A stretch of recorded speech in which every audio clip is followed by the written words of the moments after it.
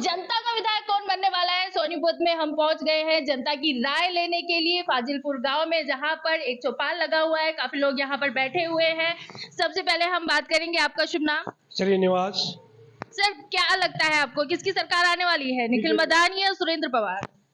उसकी बीजेपी की आएगी, निखिल मदान। हाँ जी, निखिल मदान। हाँ जी। और सुरेंद्र पवार? सुरेंद्र पवार बिल्कुल नील। क्यों, बिल्कुल क्यों नहीं? उससे उसने काम एक काज कुछ नहीं हुई उससे। कुछ नहीं किया? हमारे एरिया में कभी आया तक भी नहीं हो आया नहीं है? ना। ये कह रहे हैं कि एरिया में आया नहीं सुरेंद्र पवार, और बीजेपी ने क्या किया? नहीं यार जी, बीजेपी ने बहुत बढ़िया काम किया। अभी आप बताइए, बीजेपी ने क्या किया, क्यों आप वोट देना चाहते हैं? बीजेपी ने बहुत काम किए। पीछे राजीव जैन जी, कविता जैन जी 2 बार इलेक्शन में जिताया जनता ने और बहुत अच्छे काम किए उन्होंने। लेकिन बीच में जो बंदा 2 बार जीत जाता है, थोड़ा उसमें अहम हो जाता है, घमंड। उसको अहम खत्म करने के लिए कांग्रेस का विधायक सुरेंद्र पवार जिताया पिछली बार। इस सुरेंद्र पवार ने भी फिर कुछ नहीं किया। ये कहते थे अभी हमारी तो सरकार नहीं बन पाई, हम कहाँ से पैसा आएगा, नहीं हम काम कहाँ से करें। अरे अभी सरकार नहीं बनी थी, लेकिन जो विधायक जीत जाता हो किसी भी पार्टी का है, उसको ग्रांट तो मिलती है। उस ग्रांट से तो कुछ तो पैसा, अगर उसको 2 लाख रुपए मिलते हैं ग्रांट के, तो कम से कम 25,000 रुपये तो गाँव में लगा सकता है। एक 10,000 रुपये 5,000 रुपये का काम तो करा सकता है।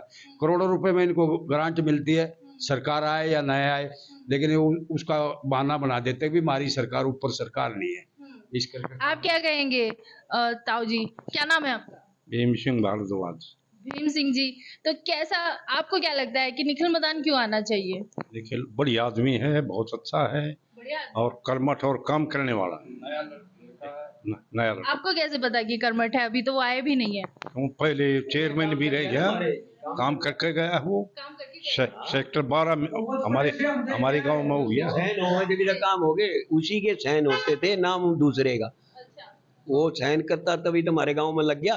वो इतना शरीफ है, वो आगे देखा नहीं भाई इतनी बात, लेकिन काम उसी ने किए। नीचे वाले का नाम हो जाता, करना भेजने वाला क्योंकि नगर निगम का वो है कि नहीं पार्षद। तो मैं आपको बता दूं कि निखिल मदान यहाँ पे पहले मेयर रह चुके हैं, जिनके सिग्नेचर होने के बाद यहाँ पर जो है काम होते थे, टेंडर्स जो है वो पास होते थे। हाँ, इसलिए हम तो उसको चाहोगे ना जो हमारा काम कर रहा था। लेकिन काम तो खैर नीचे वाले को देता है, वो सारी जगह तो नहीं कराता। लेकिन मैंने भी बात किया था, भाई तू कम से कम वहाँ साइन करता है, एक अफसर बन रहा है, तो तने जाकर भी देखना चाहिए। अच्छा, सुनने में आ रहा है कि जो यहाँ पे दंगे हुए थे नूह मेवात में, वो बीजेपी ने करवाए थे। ना जी, ऐसा कुछ नहीं है। ऐसा कुछ नहीं है। ना, ऐसा कुछ नहीं है। ये लेकिन हम सोनीपत के शास्त्री नगर में गए थे, तो वहाँ पे काफी लोग यही बात कह रहे थे। वो तो जी कुछ भी कह दे, अपनी जुबान है, कोई कुछ कह दे, जुबान को तो कुछ पकड़ नहीं सकता।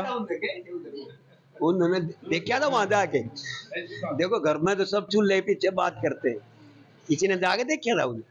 ऐसा है कि देखो आप मैडम समझदार हो, जो ये मियाँ जी हैं सब माले मुस्लिम कहते हैं, वो कहाँ नौकरी नहीं कर रहे, एक्टर भी हैं, फौज में भी हैं, और भी हैं। बताओ इससे बत्ती क्या होगा? हमने तो देखा नहीं कभी उनके साथ, हमारे साथ रहे, अच्छी नौकरी करे, मिलिट्री में भी कर रहे। अच्छा, आपने बताया कि आप फौज में रहे हैं, तो फौज में क्या स्थिति पहले थी और अब है? अब तो बहुत अच्छी है, पैसा भी बढ़ गया। कहाँ पैसा था, हम तो 45 रुपये के भर्ती थे, आज हम 30,000 ले रहे।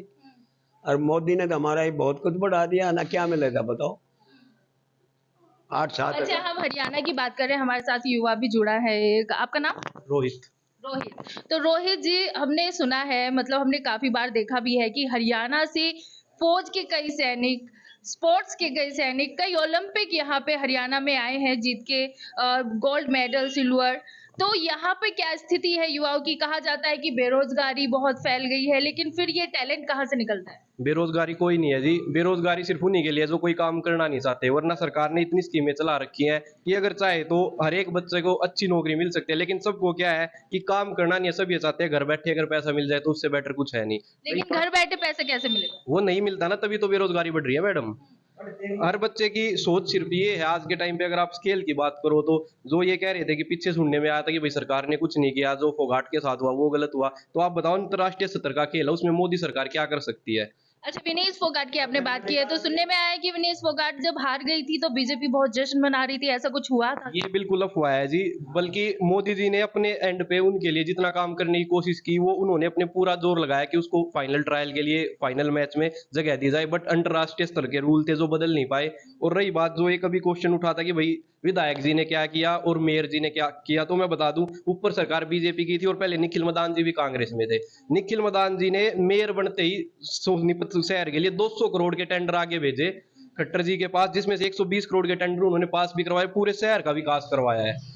जबकि विधायक जी के खाते में 25 करोड़ रुपए आए हैं पिछले 5 साल में, जिसमें से भी 5 करोड़ रुपए वापस चले गए, क्योंकि वो काम करवा ही नहीं पाए, क्योंकि उनका मन ही नहीं था काम करवाने का। इसलिए आज हम बीजेपी के साथ है और निखिल मदान जी बीजेपी में है, तो हमारा पूरा सपोर्ट है निखिल मदान जी को। निखिल मदान जी ने काम किया गाँव में, पूरे गाँव में सीवर लगवाए हैं, पूरे गाँव में लाइटें, सारे गाँव की गलियां बनी है।